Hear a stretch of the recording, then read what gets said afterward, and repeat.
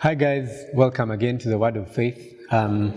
We get our faith, or rather our faith is built when we hear the Word of God. And so may your faith grow and be built as you hear the Word of God today.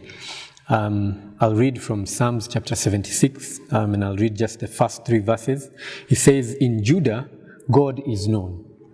His name is great in Israel. His tent is in Salem, which can also be called Jerusalem.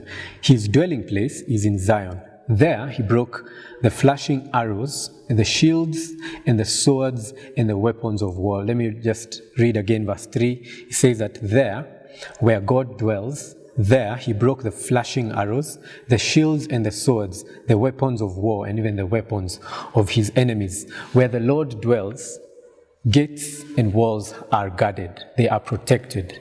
I'll just be speaking a few minutes about our guarded gates. In Psalms 127, it says that unless the Lord watches over the city, the watchmen stand guard in vain. Also again in Psalms chapter 46, verse 4 and 5, it just highlights that where the city where God dwells, that city will not fail. That it is under God's protection. Over the last 4 weeks on our Zoom fellowship, we've been talking about gates, and we've learned about the gate of our mind, we've learned about the gate of our ears, the gate of our mouth, and also the reproductive gate. And so what I'm here to tell you today is that the gates, these 4 gates, are the entrances or the openings where the enemy can just come in and easily get to you, easily come in and, conquer you and your whole being and your whole self. And what the Bible is saying in Psalms chapter 76 verse 3 is that where the Lord dwells, he has broken the flashing arrows, he has broken the shields, and even the swords and the weapons of war, he has already broken them. So unless the Lord dwells in that city, and this city, when the Bible talks about a city, here it can also mean the city which is you.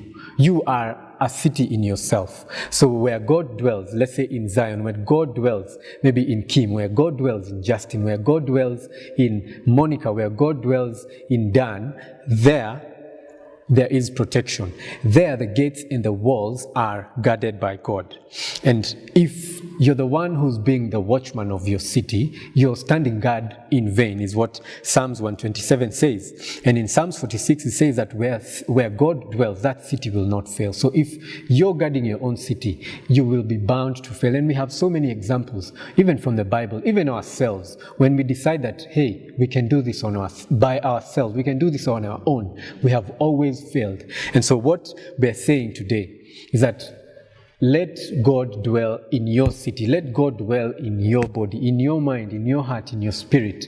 And there God guards your whole being.